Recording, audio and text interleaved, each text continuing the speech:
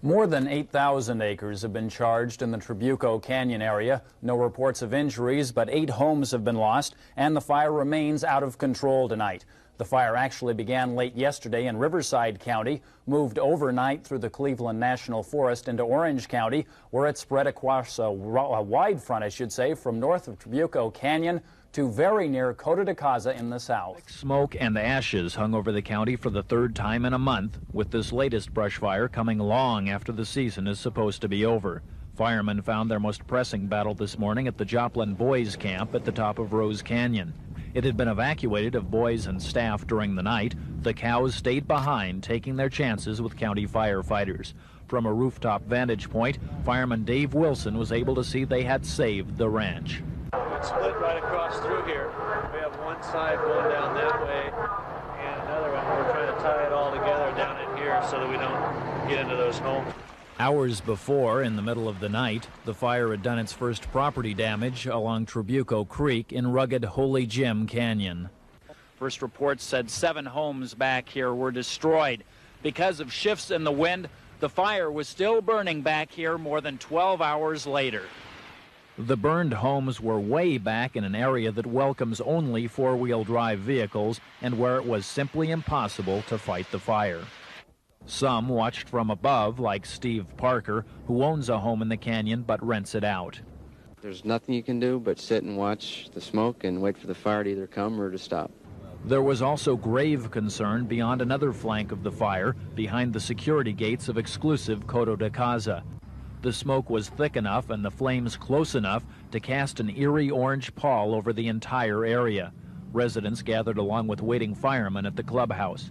There were engines from Seal Beach, from Huntington Beach, and from one race-driving resident who felt this would be the safest place for his pride and joy. Their vigil began at 2 a.m. The fire truck came around and said it was voluntary, but they were evacuating on a voluntary basis.